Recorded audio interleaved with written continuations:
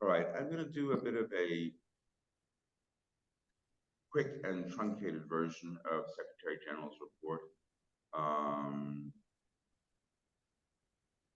we do issue regular reports to the council meetings, and I gave a bit of a report to the membership in the last newsletter of the year, not the most recent newsletter, which was focused on the committees. So there are other ways of getting more information, including by asking questions in a minute. But let me give an overview report. I think first and foremost, I'll say that unlike many positions like this, or some positions like this I've held, but many times in those some positions, it's been much, much more of a pleasure, joy, and honor to be in this position than a burden. And I say that recognizing the burdens and as a person who is not good.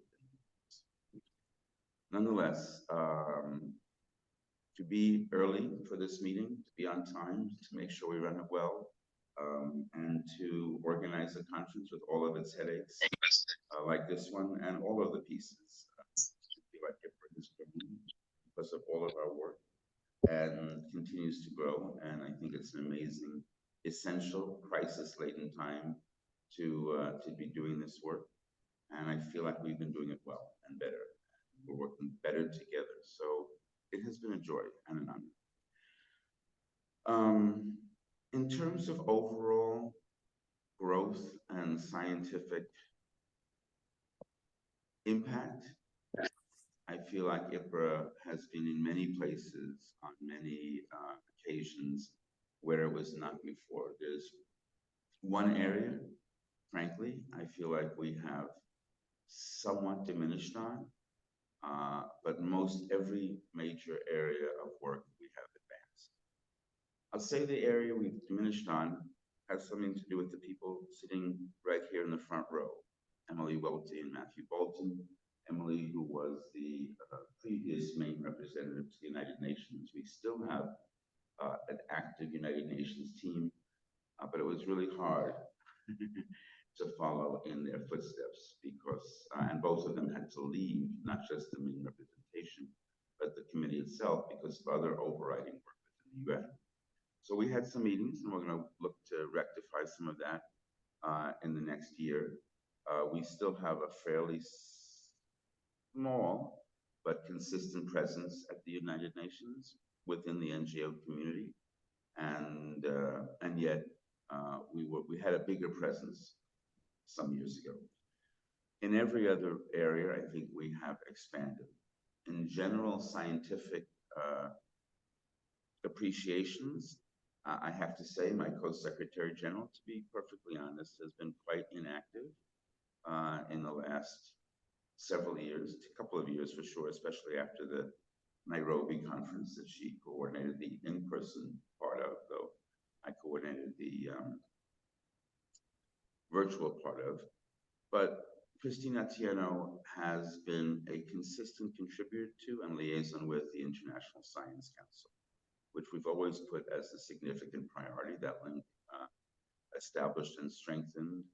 established earlier, but strengthened with Ursula Oswald Spring, our previous Secretary General. And Christine really took it on. And I don't know if you've been following it or seen it. We put it in our newsletter. She's blogged and written basically articles for them several times a year. And they're quite useful and significant. So we acknowledge that.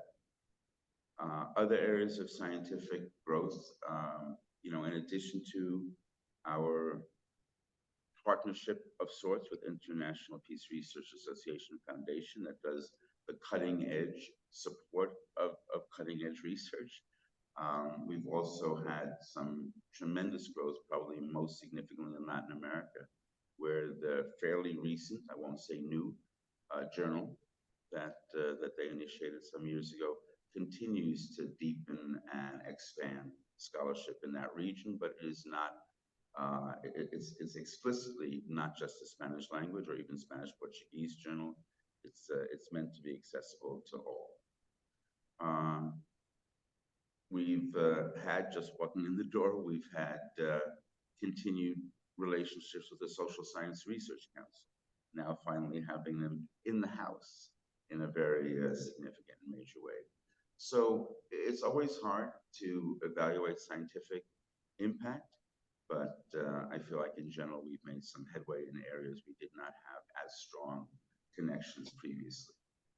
In terms of communication overall, I can only say that the fact that several days ago there was a meeting of the heads of the Journal of Peace Education, Peace and Change, which is now co-published by us, the Journal of Resistance Studies, the Ipra newsletter, and I think I'm missing some. I mean, yes, oh yes, I'm missing one that's part of the 50th anniversary celebrations we're having all week with special focus today. The Journal of Peace Education, whose editor just introduced himself. So I may still be missing some, but the Latin American, yes, okay. I'm not giving a comprehensive list, just an assortment. But we have had more active interconnection with our journals and with our members and in relationship to the full membership. I'll say one thing that's sort of borderline between communication and conference, and maybe this report, it seems to be dovetailing the progress reports, but there was a shift, I think, that was more of a organic shift than one that we did any particular strategic focus on, that you see here evident in this conference, which is that work on the grassroots in decentralized areas and regionally was and continues to be more of a driving force in the association than commission-based work. So while the Peace Education Commission remains strong, and Kelly, if you don't mind coming up here, because we're going to ask you in a minute to help walk us through the Indigenous Working Group. Is that all right? Sorry. You see by the look on her face that the answer is obviously yes, that's perfectly right. I was ready for that. Anyway, Kelly's also with us virtually, by the way. And so it is in no way meant to be an intentional de-emphasis on the commissions, and the Peace Education Commission, I think, continues to be, as it has been for years, our strongest, but also our most consistently active. I have to say that's due to many different factors, a vibrant, interested membership, a sort of sense that we don't do it, others won't, but also someone who came into the breach when our dear Olga passed away, and Candace, the previous coordinator of the commission, said, okay, I'll do it again. I'll do it again till we meet in Trinidad, but I'll do it again. And so we have to give her a great deal of thanks for stepping into the breach. In fact, we'll be applauding for her soon when she is part of the plenary, but we can give her a little bit of thanks right now.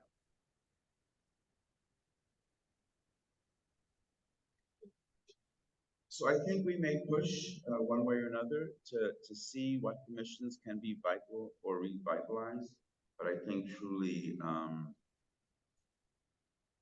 the fact of regional emphasis is not bad news, in fact.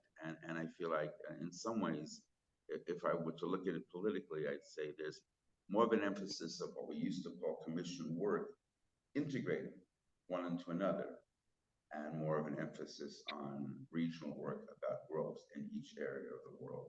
That's a quick overview of where I think that is. And I guess I'll end with two quick things on finances. We have financial reports. Again, this is meant to be a very brief overview, but the fact of the matter is we remain solvent. We are not an organization that has ever had, or I think will have, a lot of money in the bank. But we are also not in the red, and we'll end this conference pretty substantial, not having made a bunch of money, but we will not be in the red. So in that sense, that's my one-line financial. And the last thing I want to say is this. You know, I was moved by Vivian Camacho last night in so many ways, but the one I'll focus on here is the way she suggested we applaud for ourselves. I think that's a worthy end to my Secretary General's report. I am part of maybe coordinating a collective, but I'd like us to to put our hands together for one person first, and then for all of us. And that one person, of course, is Roy Tamashiro. There's just no way, you know, head of the newsletter or editor of the newsletter committee is not an apt description of what Roy has done. The executive committee was active. Roy wasn't on it, but I felt like he was a counselor, you know, worker, volunteer in all the ways. So let's please thank Roy Tamashiro for extraordinary work. And then continue applauding for yourselves for an amazing 7 months.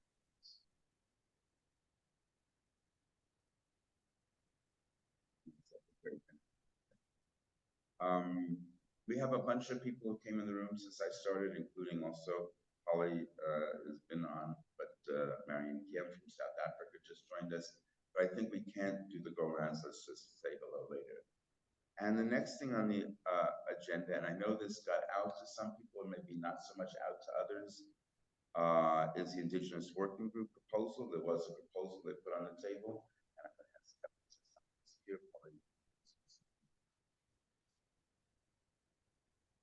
Thanks, Nate. But yeah, so we felt it was important to get the Indigenous group together, keep Indigenous issues in the spotlight for Ipra. I was part of the last commission, and then it was stopped. And these things for the 18th, yeah, because there was the feeling that supported, and also then it kind of Indigenous people here, because we know we are Sweden and so that's why we wanted to bring this together. We've got the paper that's people being able to share. It was sent around, and I didn't send it around recently. I didn't resend it recently, but you want me to try to get it on the screen? And so Polly Walker, who was supposed to be here, is online. It might cross to her to about this. I don't know the document. It was just about, you know, the world was calling for us to do something different. And we heard that throughout the whole conference. I must say it's a very different conference, Matt, to the one that I attended in 2015. And issues and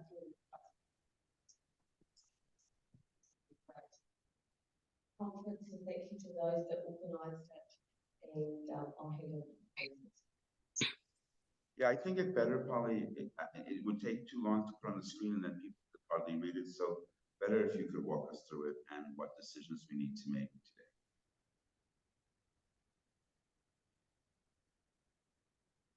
Holly, you're on. Oh, sorry. Hang on 1 second here. Okay. I couldn't hear anything. Was that Kelly talking once the microphone moved? Yes, and we're asking you to present, if you can, on the proposal and what decisions we're being asked to make here. Okay. What there a number of thank you for the opportunity to speak. I wish I could have been there with all of you, but I want to first pay my respects to very powerful Indigenous women that spent their time and wisdom and passion on pulling this statement together. We're building on previous experiences in Ipra. The disbanding of the Indigenous Rights Commission left Indigenous people with really no straightforward way to contact each other or work together. And we wanted to remedy that, but there were also many other aspects that we wanted to address. We felt like all the powerful and good work that Ipra was doing did not fully reflect Indigenous peoples' epistemologies and ontologies, their ways of knowing and being, and we wanted to remedy that. And I don't actually have this in front of me. I'm speaking from memory, so I'm counting on Kelly to say if I've left anything out.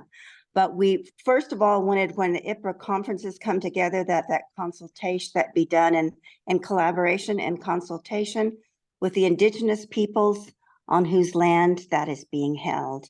And that would include building relationships, asking them to be a part of opening ceremonies if they so wished, finding ways for them to be able to highlight the issues that they are facing regarding self-determination, decolonization, and living a full Indigenous life in these very challenging times.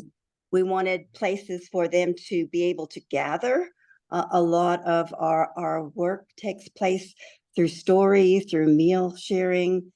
The relationship is always in place, and we wanted spaces, both physical and virtual, where those relationships and the honoring of place could be done throughout the conference and then beyond the conference, perhaps through some kind of, online presence where people could continue to collaborate.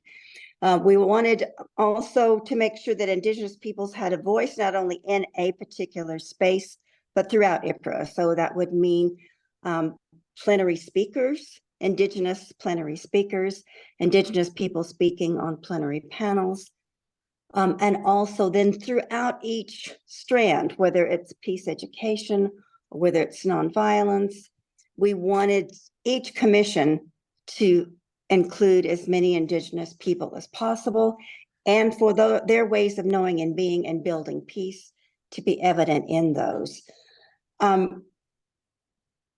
It's gone. And we also realized that there've never been a large number of Indigenous people at Ipra.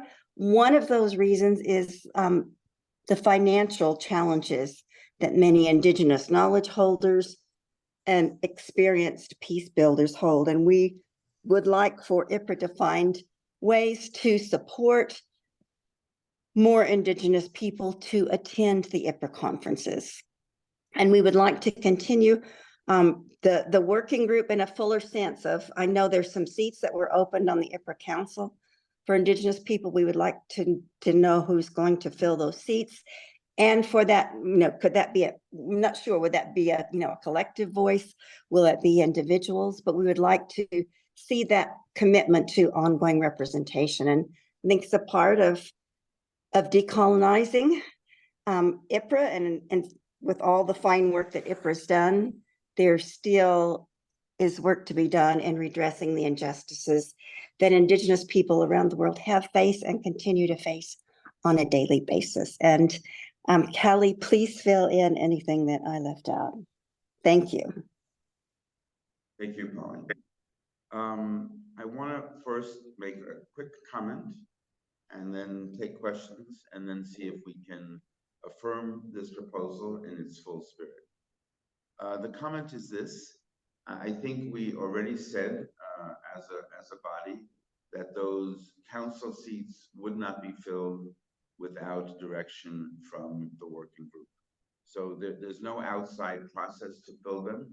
They're being held, and when you all, the working group, direct us, both in terms of personnel and in terms of process, whether they are to be a collective voice or individual, we will take your proposal at that time. We are not going to look to fill those seats without your leadership. And the same way, Ipra doesn't fill the seats from Asia Pacific. Pacific fills them. So please continue, and when the time is right, inform us, and those seats will remain open until we get that information from you. Other than that, I'm going to ask if there are any questions on Holly's report. I see no questions. Can I ask that we affirm the spirit of that report as I see it? It is a series of strong recommendations, but it doesn't tether us to a particular fund us to this dollar amount or whatever. So are there any opposition to this proposal as a whole? Any opposition? So can I ask if this proposal, you have opposition? A comment, thank you, yes. Well, you'd need it if Polly's going to hear you.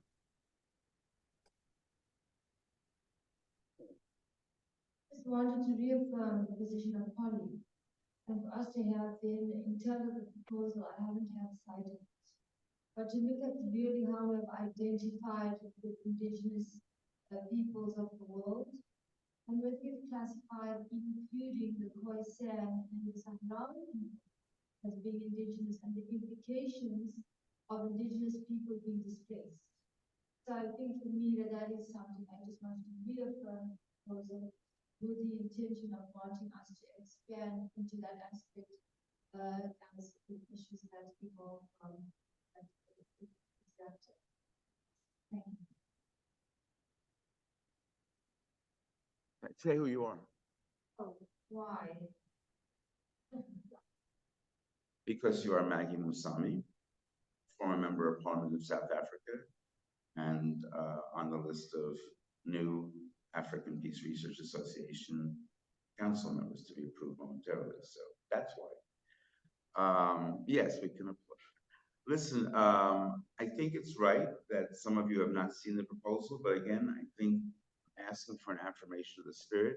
I was testing for consensus, and aside from that comment, didn't see an objection. So let me do one further test. Do we have consensus? Are there any blocks to the idea of affirming this particular proposal and its full spirit at this time?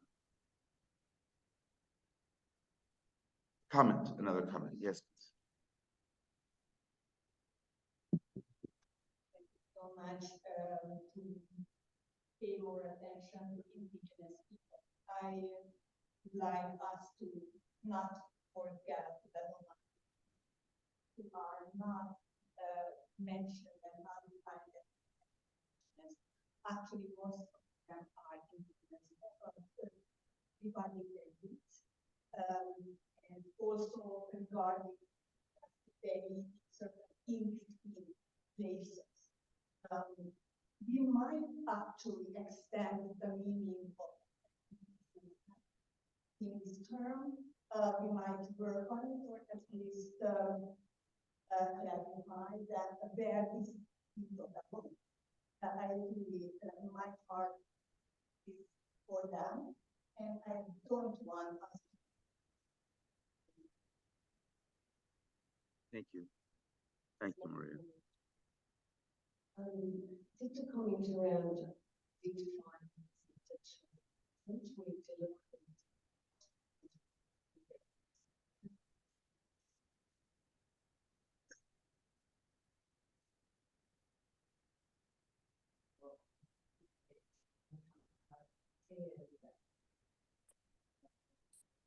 Standing to be indigenous from where they are now, and this is this direction.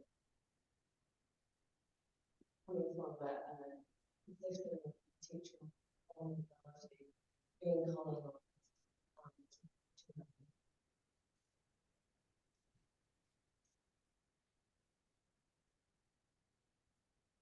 And now I realize what I should have asked first before. Are there any other comments?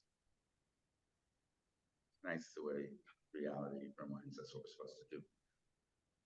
Okay, if there are no other comments, I will once again say, are there any blocking objections to accepting this proposal as a whole, unanimously and or by consensus? There are no objections. This proposal carries. Thank you.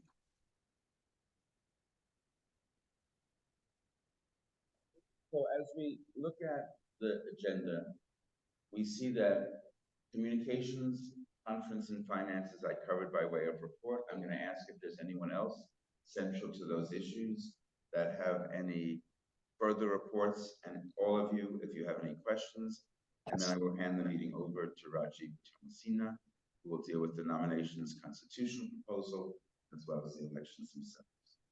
So, bearing in mind that we need to end quite soon because of being on time and giving the Peace Education Commission plenary, the full plenary space, and the celebration, its full space as well.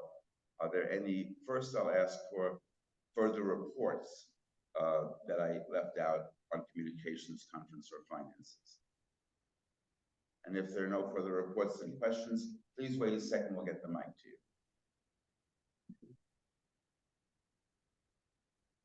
Just the thing about the mic is that then it can be recorded and the people who are not here can hear you. Thank you, Linda Grove. I think my thing is future of the commissions. Yes, the idea is that they can still self-organize if they want. Not this program is going to be organized in the future in a way, right? I do think we should, commissions have existed in corporate many, many years. I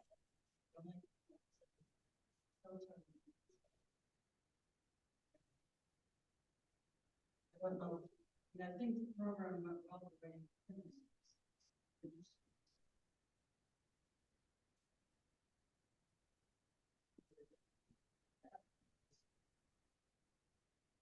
Somehow we should still.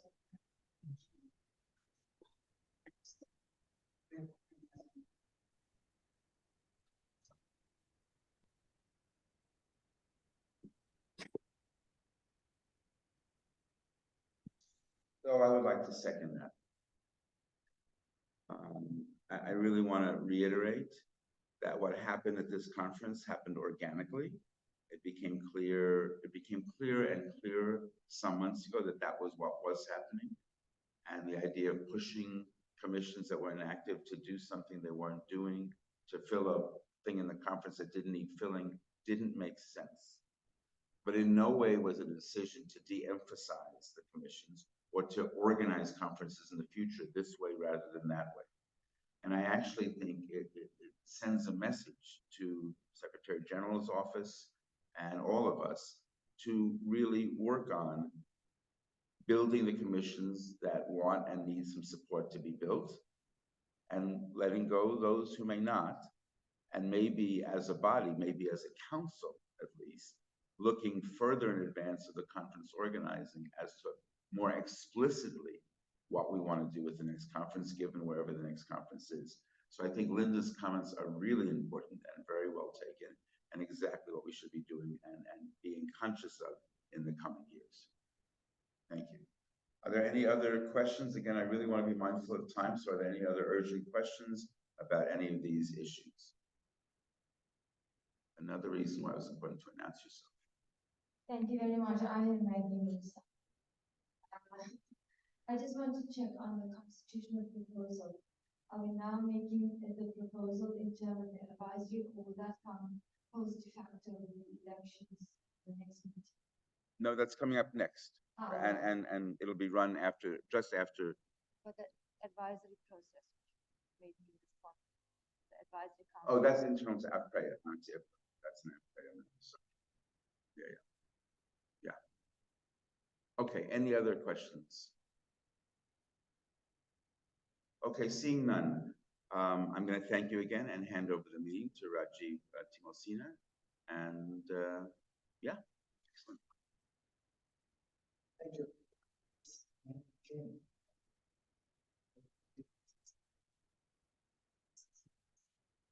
Let's make before we have our big celebration. So I have now 2 tasks here. One, we have one proposal from the committee, and then we have elections. First, I'd like to maybe call committee member Maria Sugar about that.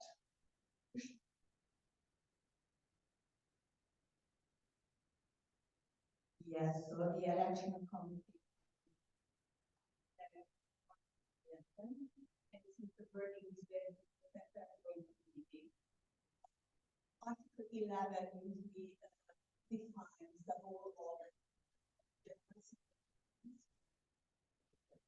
Limits here the player can serve, but is silent about the full Secretary General's role. We recommend the following wording. One re-election is possible for Secretary General for a 4 years period. For Secretary General can serve for maximum 6 years. And it is important to ensure the democratic leadership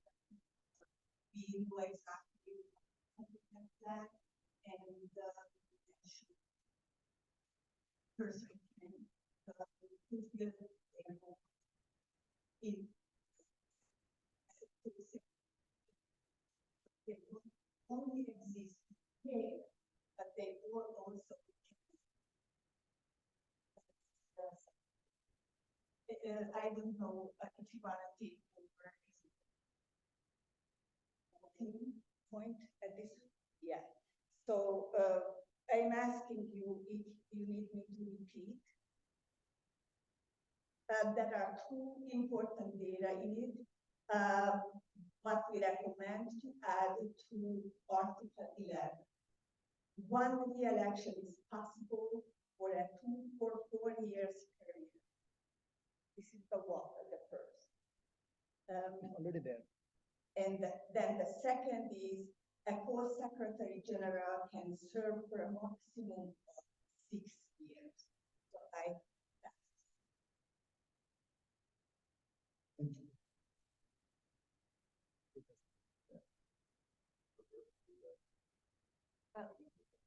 Gail Presley, I just have a question of clarification, because the 2 or 4 years sounds like it could be confusing. I can see how we say every 2 years there's an election and someone could serve for up to 6 years. But if you say 2 or 4 years, does it mean that at one election we say, this is an election for 4 years instead of 2 years? That's the one part I don't understand. But all the other parts, that someone could run, one at a time. practically we kept the wording because the 2 years is so we kept wording of that describes that the Secretary General shall be responsible for their responsibilities and that they can be it means that they can, like, for example, if you remember Christine, the second year that they were together. So it is just that repeat the wording if you want us, and then we just leave out which number, yes?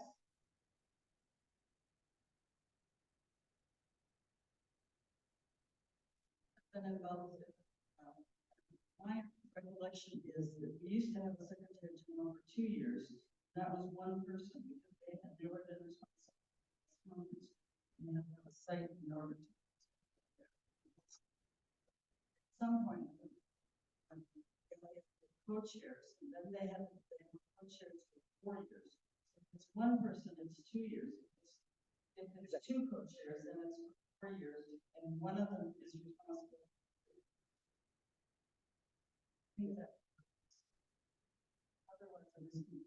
That is the existing provision already there. Thank you. So he's good.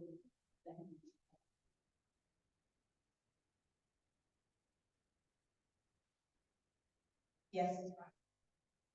So we vote for 2 years. Then I repeat I just want to repeat what we agreed. One re-election is possible for a 2 years period. Okay. And then a co-secretary general can serve for a maximum of 4 years after being re-elected. So don't forget that these 4 plus 6, 4 plus 2, which is 6.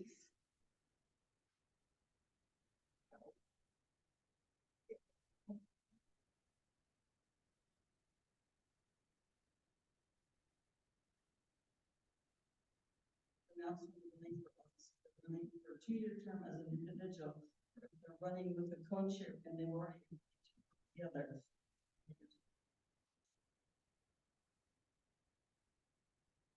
Okay, this is very good. It's a very good. Let me start one. This is a very unhealthy approach in terms of constitutional development for as splitting 2, 4, and 6 years. Understand the motive.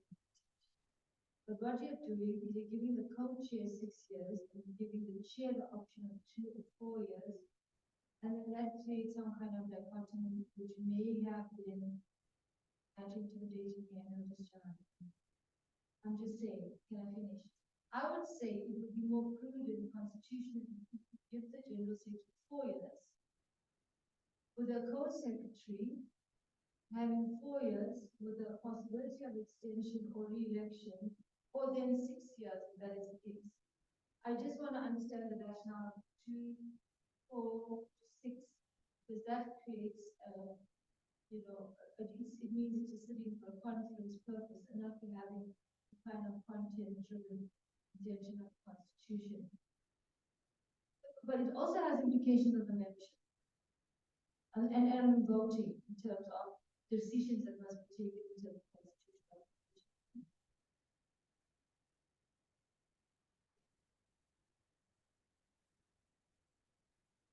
I think it's an interesting question, though it misses a little bit about the actual range.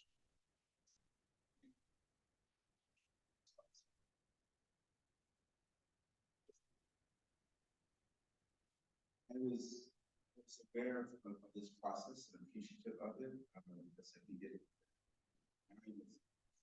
I mean,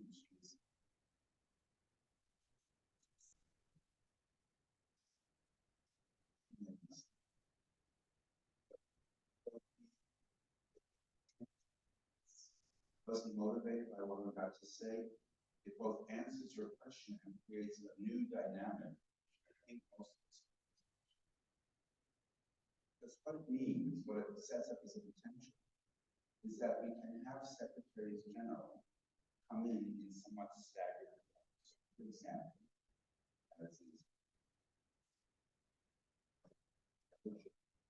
serve another 2 years.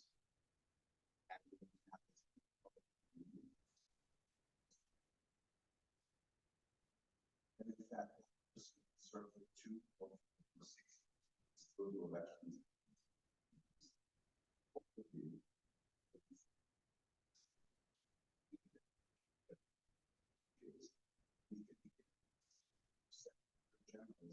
Put work together, not as a undividable team, but as a staggered, a new person coming to Secretary General doesn't have to with another person start the process over again.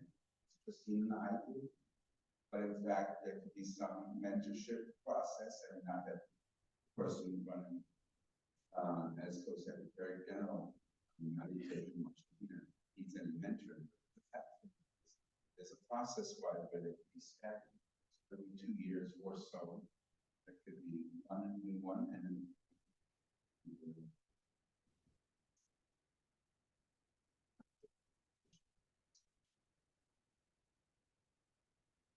Thank you for.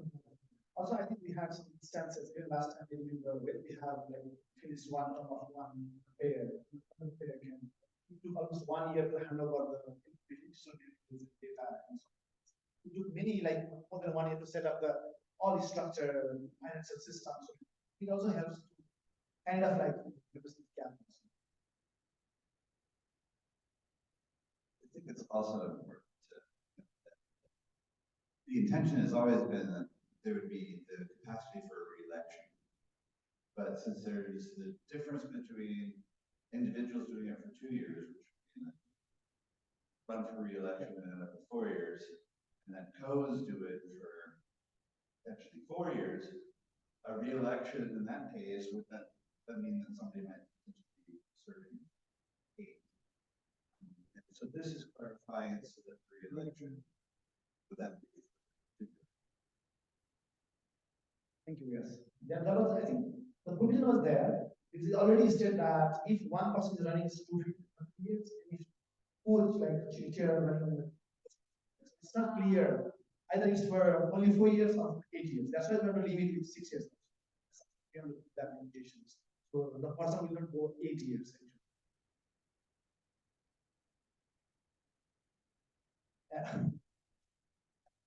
This is the idea, and thanks for all questions, comments, and clarification. I think that was understand this motive behind it. Now we need someone to move this motion forward. Thank you. Now we have next one, the election. So maybe I'd like to speak on this also. Yeah, exactly. Is there any objection for it? Okay.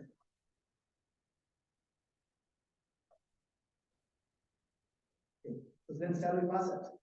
Okay. You make the hand up. Thank you. Now we are moving to next agenda item. It's also, I think, we have election. So far, if you are aware that our newsletter editor, Roy, sent us last month with this uh, both agendas in our newsletter also to all our members to the newsletters. And also it was passed 2 weeks ago in the emails, and we have circulated our nominations.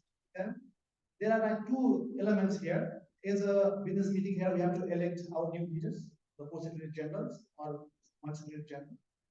And then like also our regional bodies have forwarded, recommended, nominated council members. We have also done that. I just like to maybe just here to show the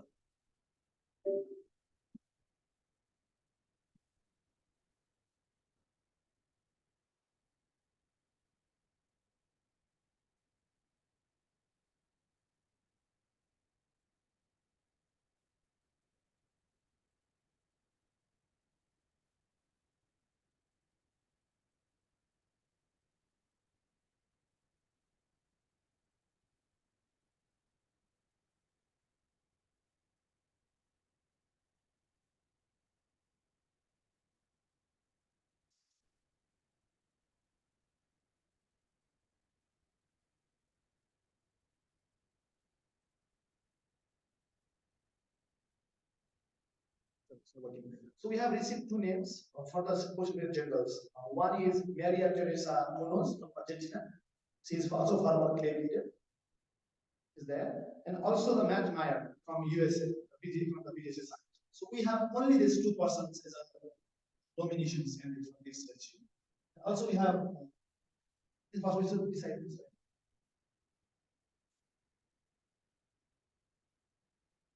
Yeah. So I think with this name, even though like we don't have other names, we have to just follow the process. Now we need to just move this motion and so we need to discuss on this. They don't again. Is there any objection about this motion?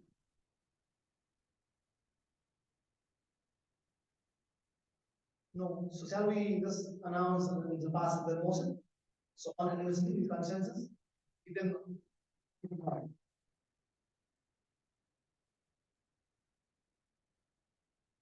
congratulations, Maria and the new leader for this town, Ipra. Now, also I'd like to announce for us, we have names nominated from the council, our regional bodies as a council member.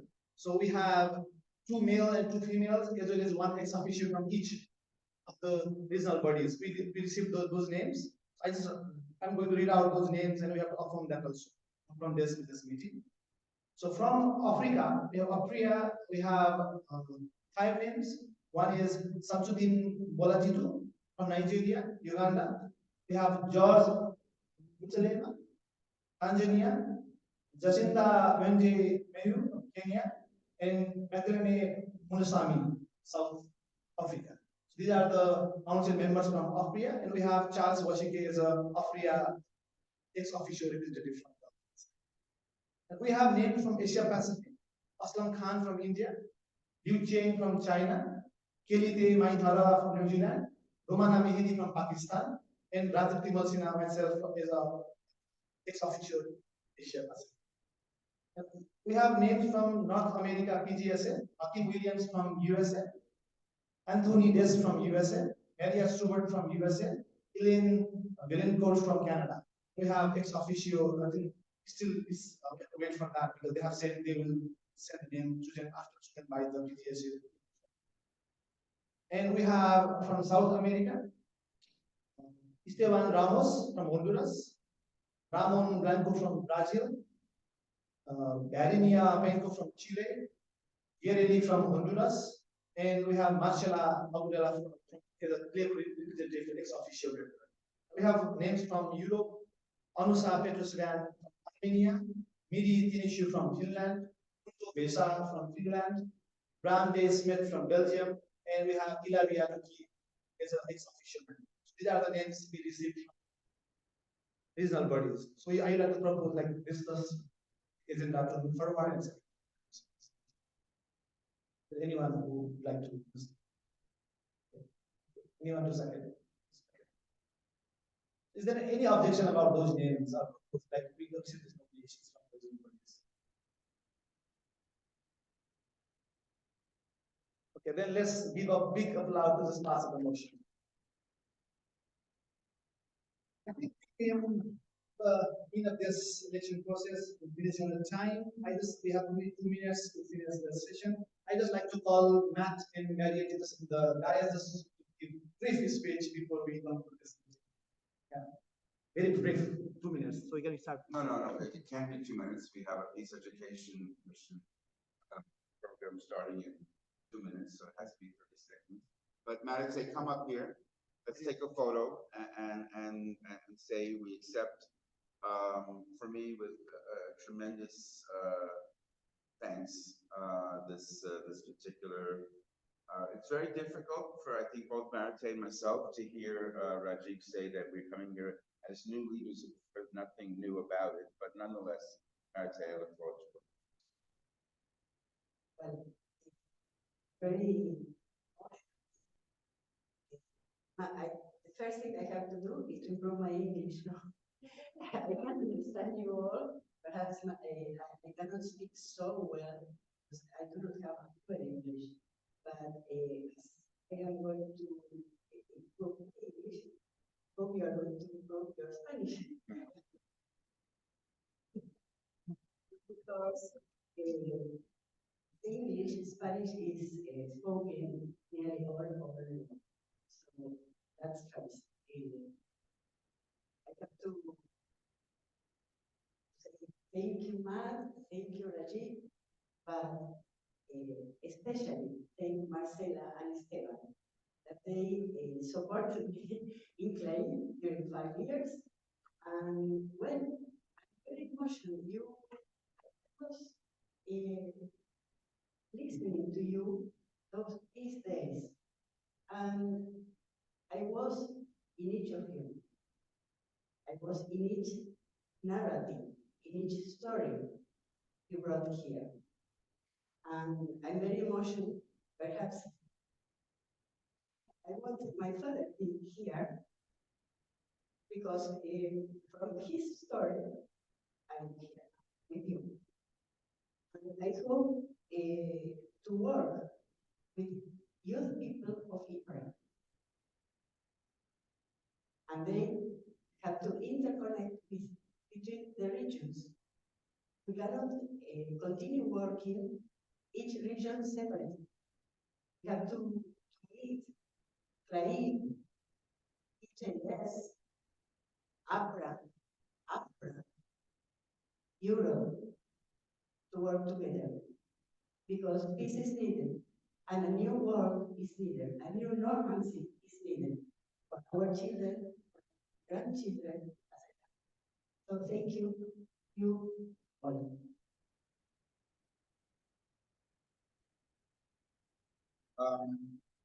If I were to note, by Marite,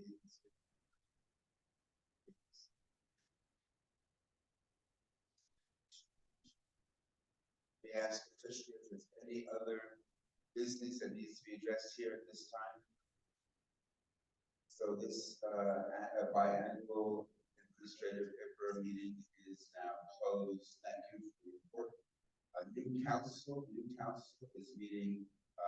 Basically, we'll check out at lunch and see where we can meet, but please be here at lunch. Thank you. Thank you, everyone.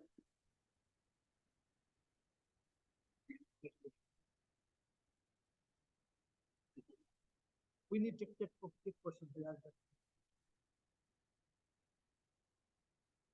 Tony,